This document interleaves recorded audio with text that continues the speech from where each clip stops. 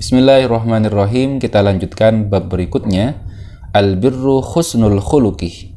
Kebaikan itu adalah akhlak yang baik, akhlak yang mulia. Anin Nawas bin Sim'an radhiyallahu anhu anin Nabi, dari Nabi sallallahu alaihi wasallam, qala, beliau bersabda, al-birru husnul khuluq. Kebaikan itu adalah akhlak yang mulia. Wal ithmu, sedangkan dosa itu, mahaka fi nafsika, adalah sesuatu yang bergejolak ya, sesuatu yang menggelisahkan hatimu. Jadi indikator dosa itu adalah membuat hatimu gelisah dan tidak tenang. Wa karihtah, dan kamu tidak suka, ayyat toli'a alaihin nas, ketika dilihat oleh manusia atau orang lain. Rawahu Muslimun, diriwayatkan oleh Imam Muslim. Wa an Wabisah bin Ma'bad radhiyallahu anhu, qala, beliau berkata, ataitu, saya mendatangi Rasulullah sallallahu alaihi wasallam, faqala, kemudian beliau bersabda, ji'ta tas'alu anil birri, katanya Rasulullah, sabdanya Rasulullah, kamu mendatangiku untuk bertanya tentang kebaikan. Qultuh, saya menjawab, na'am, ya. Faqala, kemudian Rasulullah bersabda, istafti qalbak, kamu minta fatwalah kepada hatimu, tanyakan kepada hati nuranimu. Jadi kebaikan itu adalah jika hati nuranimu sudah menunjukkan kepada hal itu. Misalkan al-birru matma'annat ilaihin nafsuh. Al-birru, kebaikan itu, matma'annat ilaihin nafsuh, adalah sesuatu yang membuat hati tenang, damai ya. Jadi kalau ingin melakukan sesuatu dan itu membuat hati kita tenang, damai dan yakin, maka itu insya Allah adalah kebaikan. Watma'anna ilaihil qalbu, dan hati juga menjadi tenang ya dan damai. Wal ithmu, sedangkan sebaliknya kalau dosa itu ciri-cirinya mahaka fin nafsi, adalah sesuatu yang membuat hati gelisah, resah dan tidak tenang ya. Wa taraddada fis sadri, dan gelisah dan bingung ya di dada. Wa in aftakan nasu wa aftaukah, meskipun orang-orang memfatwakan boleh misalkan ya. Jadi meskipun orang-orang mengatakan itu boleh, tapi hatimu tidak yakin dan tidak tenang untuk melakukan itu, maka tinggalkan, karena itu insya Allah tidak pas dan tidak baik ya. Karena insya Allah itu tidak pas dan tidak baik. Hadisun hasanun, hadis yang hasannya. Kemudian syarhul hadis, keterangan hadis. Qauluhu sallallahu alaihi wasallam, sabdanya Rasulullah sallallahu alaihi wasallam, al-birru husnul khuluq, kebajikan itu adalah akhlak yang baik, akhlak yang mulia. Wa qad taqaddamal kalamu fi husnil khuluq. Pembahasan tentang akhlak yang baik ini sudah dijelaskan di bab-bab sebelumnya ya. Qala Ibnu Umar berkata, yaitu Abdullah bin Umar, putranya Umar bin Khattab, al-birru amrun hayyin wajhun tolik walisanun layyin. Kebaikan itu adalah perkara yang mudah ya. Wajhun tolik, dengan memasang wajah yang ceria, itu sudah kebaikan. Walisanun layyin, dan lisan yang lembut ya, lisan yang halus, lembut, perkataannya tidak menyakiti, itu adalah akhlak yang baik. Wa qad dzakarallahu, dan sungguh Allah telah menyebutkan sebuah ayat, jama'at anwa al-birri, yang ayat itu mencakup seluruh macam-macam kebaikannya. Faqala, maka Allah berfirman, faqala ta'ala, Allah ta'ala berfirman, walakinnal birra man amana billahi wal yaumil akhir. Tetapi kebaikan itu adalah orang-orang yang beriman kepada Allah dan hari akhir. Di dalam hadis-hadis Rasulullah itu, apakah cukup kemudian misalkan kita merasa sudah beriman sehingga kita dianggap telah melakukan kebaikan? Tidak sesimpel itu sebenarnya, karena man amana billah wal yaumil akhir, orang yang beriman kepada Allah dan hari akhir itu syarat-syaratnya cukup banyak, dan itu kaitannya dengan kebaikan sosial, akhlak sosial ya.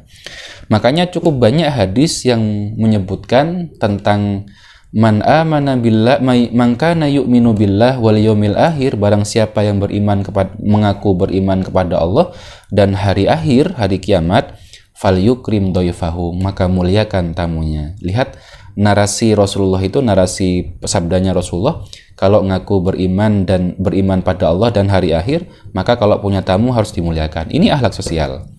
Di hadis yang lain Rasulullah juga menyebutkan, "Man kana yu'minu billah wal yaumil akhir falyakul khairan aw liyasmut."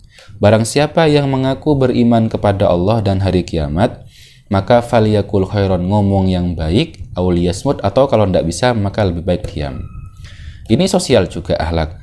Kemudian ada juga hadis, "Man kana yu'minu billah fala yu'dhi jarahu." Barang siapa yang mengaku beriman kepada Allah dan hari kiamat, maka jangan sakiti tangganya. Di hadis yang lain, "Falyasil rahimahu," maka sambunglah tali silaturahim. Jadi sabda-sabda Rasulullah terkait iman pada Allah dan hari akhir itu yang merupakan syarat kebaikan, itu syaratnya cukup banyak, dan kaitannya, korelasinya adalah dengan kesolehan sosial atau akhlak yang baik. Jadi tidak cukup hanya dengan mengatakan saya sudah beriman kepada Allah dan hari kiamat kemudian lantas dikatakan berbuat baik. Tidak, tapi harus memenuhi syarat-syarat tadi itu, kebaikan sosial dan akhlak-akhlak yang baik. Wa qauluhu sallallahu alaihi wasallam, dan sabdanya Rasulullah sallallahu alaihi wasallam yang berbunyi, "Wal itsmu ma haka fi nafsika." Dosa itu adalah sesuatu yang membuat jiwamu itu gelisah itu. Ai ikhtalojah, artinya berguncang ya, resah dan gelisah, wa taraddada, dan bingung, walam tatma'innan nafsu, dan jiwa tidak tenang ya. Jadi ini indikator sederhana. Jadi meskipun manusia itu pada hakikatnya, fitrahnya manusia itu adalah baik semuanya. Meskipun dia tidak mengerti agama, tetapi ketika mau melakukan keburukan, jiwa itu memberikan sinyal bahwa ini buruk, bahwa perbuatan ini buruk, ditandai dengan ketidaktenangan hati dan ketidaknyamanan hati dan gelisah.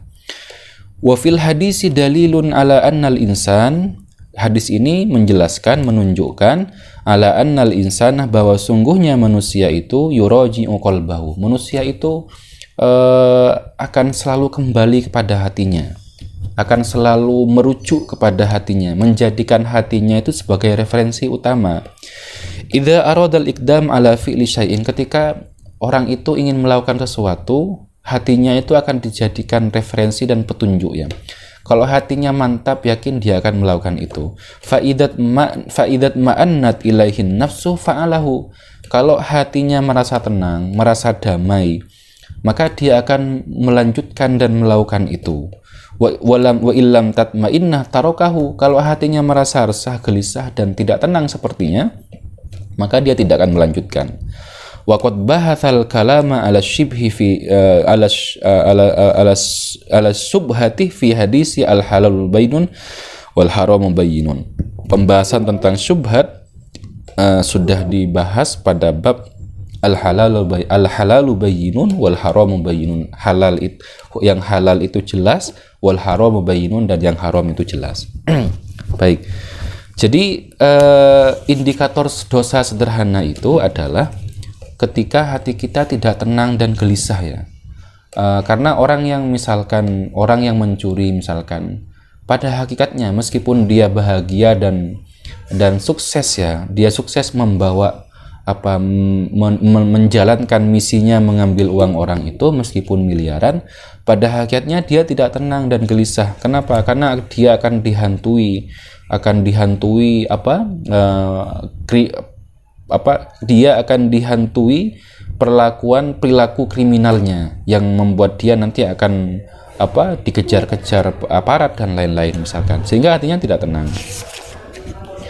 Wayurwa,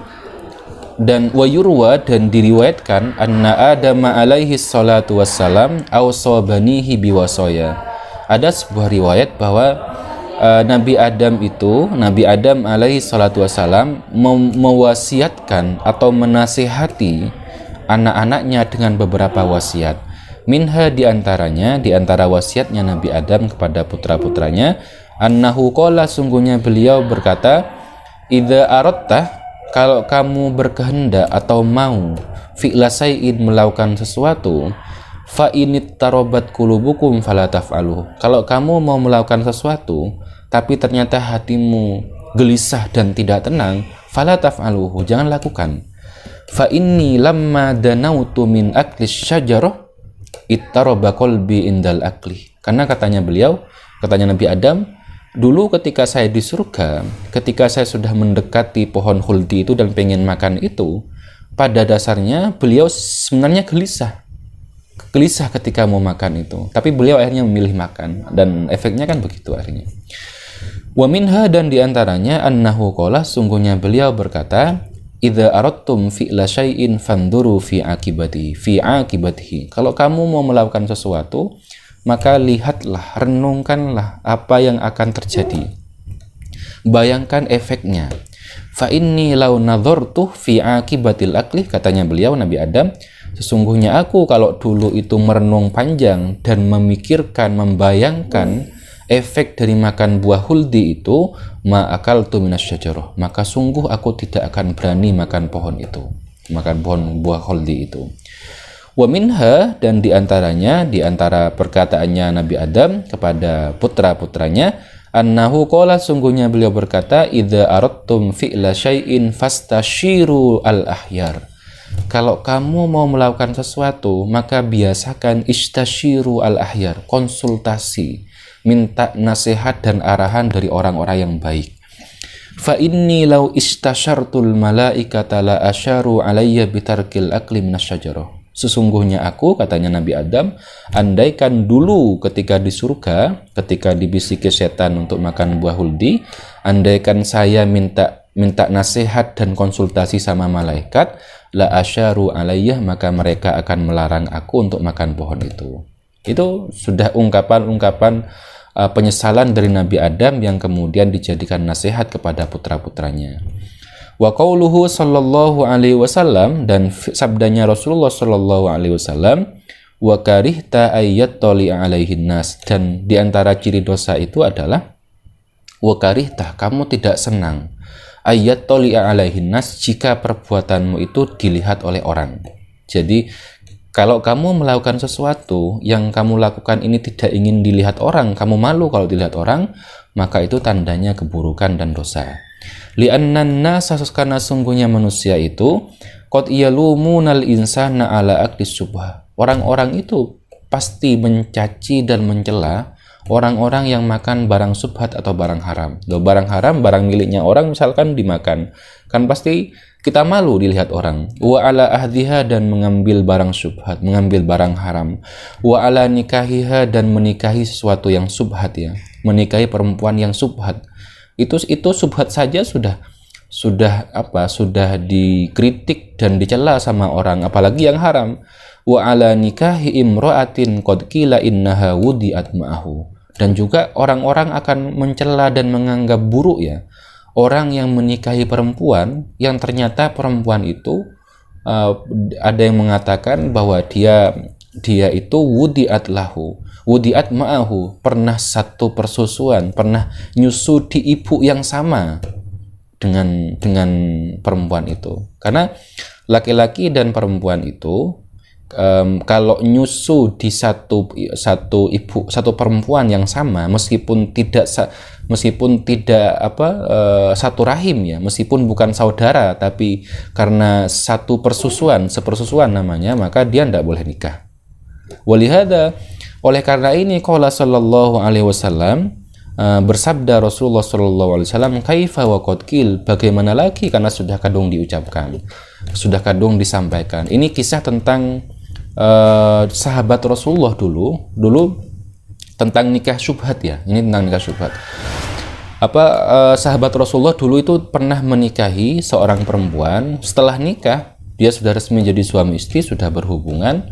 Kemudian suatu hari tiba-tiba ada orang yang bilang, ada budak perempuan yang bilang, loh, kalian berdua ini pernah saya susui. Kalian berdua ini kok nikah, katanya. Loh, kalian berdua ini kok bisa nikah, padahal kalian berdua ini waktu kecil pernah saya susui. Yang perempuan disusui oleh ibu perempuan tadi itu, yang suaminya itu juga sama, berarti kan sepersusuan, seharusnya tidak boleh. Akhirnya sahabat ini lapor ke Rasulullah dan cerita ke Rasulullah, ya Rasulullah, ini bagaimana, saya sudah kandung nikah, ternyata ada yang bilang kalau saya sama istri saya adalah sepersusuan. pernah disusui oleh perempuan yang sama. Maka kemudian Rasulullah bilang, kaifa wa qad qil, bagaimana lagi, harus diceraikan. Karena sudah kadung disampaikan, karena sudah kadung ada yang menginformasikan bahwa kalian berdua ini adalah sepersusuan. Ya sudah, gimana lagi, harus diceraikan. Meskipun sebelum dia tahu kalau istrinya adalah sepersusuan, itu namanya tetap sah ya, tidak melakukan zina, tapi namanya dia syubhat namanya. Itu hal yang subhat bisa jadi bermasalah begitu ya. Wa kadzalikal haram, apalagi yang haram.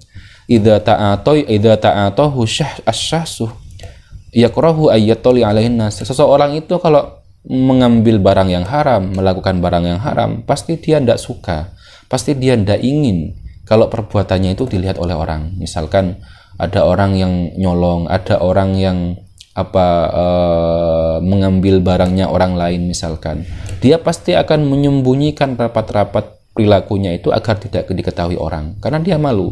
Atau berbuat maksiat yang lain yang dia lakukan, misalkan dia tidak ingin dilihat oleh orang, itu berarti dosa. Wa mithalul haram, contohnya yang haram itu adalah al-aklu min malil wairi, mengambil dan makan barangnya orang lain. Fa innahu yajuzu in kana yatahaqqaqu ridahu. Makan barangnya orang lain itu bisa menjadi boleh kalau kita yakin bahwa yang punya pasti ridho, pasti ikhlas kalau barangnya kita makan, karena sudah kadung akrab, sudah biasa kalau saya makan barang makanannya dia misalkan, itu tidak apa-apa. Fa in syakkah, kalau ragu-ragu apakah yang punya ini nanti akan marah atau enggak, firidahu, di dalam keridoannya, harumal aklu, maka haram makan. Wa kadzalika at-tasarruf fil wadi'ah, demikian juga memanfaatkan atau menggunakan barang titipan. Misalkan ada si A nitip motor ke si B, misalkan dia nitip, maka tidak boleh pakai motor itu biwairi idni sahibiha, tanpa seizin yang punya. Saya misalkan nitip HP kepada teman saya misalkan, maka teman saya itu tidak boleh pakai HP itu tanpa seizin saya. Kalau pakai itu namanya melakukan perbuatan yang haram. Fa innan nasa idza tala'u ala dzalika ankaru alaih. Karena kalau barang titipan itu dipakai, misalkan orang-orang terus melihat kalau yang kita pakai itu barang titipan, pasti orang-orang itu akan mencela itu. Wa huwa yaqra'u itla'an nas ala dzalika li'annahum yunkiruna alaih. Dan tentunya pelaku tidak ingin perbuatan make barang titipan itu kelihatan orang. Kenapa? Karena nanti akan dicela oleh mereka. Itu berarti tandanya kalau kita takut kelihatan orang karena takut dicela, maka berarti tandanya itu adalah yang kita lakukan keburukan dan dosa. Wa qauluhu sallallahu alaihi wasallam, dan sabdanya Rasulullah, wal ithmu ma haka fin nafsih, dosa itu adalah sesuatu yang bergejolak di jiwa, membuat hati tidak tenang, wa taraddada fis sadri, dan membuat bingung dada, sempit dada, membuat dada itu bingung dan gelisah ya. Wa in aftakan nasu wa aftauka, meskipun orang-orang di sekitar kita itu telah memfatwakan bahwa itu boleh, tetap kita ikuti yang apa kata hati ya. Mithalul hadiyati, mithaluhu, contohnya adalah al-hadiyah, hadiah. Misalkan kita dapat hadiah. Idza ja'atka min syahsin walibu malihi haramun. Kalau ada orang memberikan kita hadiah, memberikan kita sesuatu yang kita tahu bahwa orang ini, kita yakin orang ini adalah mayoritas hartanya adalah barang haram. Misalkan dia bisnisnya bisnis yang haram misalkan. Terus tiba-tiba suatu hari dia ngasih barang ke kita. Wa taraddada nafsu fi hilliha, kita ragu-ragu ini barang yang halal atau yang haram ya. Karena setahu saya orang ini yang ngasih ini adalah orang yang bisnisnya mayoritas haram. Wa aftakal mufti bihillil akli, padahal orang-orang atau bahkan mufti, hakim menghukumi bahwa yang diberikan itu adalah halal. Fa innal fatwa la tuzilu subha, fatwa ini tidak bisa menghilangkan subhatnya barang tadi itu. Jadi barang yang diberikan tadi itu tetap subhat, kita dianjurkan untuk menghindarinya. Wa kadzalika idza ahbarathu imra'atun bi annahu irtadu ama fulanin. Contoh yang tadi ya, kalau ada perempuan bilang, ada kasus misalkan nikah sama perempuan, tiba-tiba setelah itu ada yang bilang bahwa kalian berdua ini adalah sepersusuan. Fa innal mufti idza aftahu bi jawazi nikahiha li adam istiqmalil nisab la yakunul fatwa muzilatan lisyubha. Meskipun nanti hakim memutuskan bahwa sepersusuannya itu belum mencapai nisab, belum mencapai ukuran tetes susu yang mensyaratkan dia sudah menjadi anak sepersusuan. Misalkan dia hanya disusui sebentar dan sekali saja, misalkan itu tidak terpenuhi. Tapi meskipun hakim sudah memutuskan bahwa kalian berdua tetap halal nikah karena syarat ukuran kadar susu yang dia minum belum mencapai ukuran standar, maka tetap baliyam tidak bisa menghilangkan kesubhatan itu. Bal yambawi al-wara' wa in aftahun nas. Tetapi yang terbaik adalah kita meninggalkan perempuan itu untuk tidak dinikahi. Itu lebih baik. Kenapa? Karena kita meninggalkan sesuatu yang syubhat dan ragu-ragu. Jadi dosa itu adalah intinya adalah kalau kita mau melakukan sesuatu dan kita ragu-ragu mau melakukan itu, kita sebaiknya tinggalkan saja. Karena itu adalah syubhat dan itu tanda-tanda keburukan biasanya. Wallahu a'lam.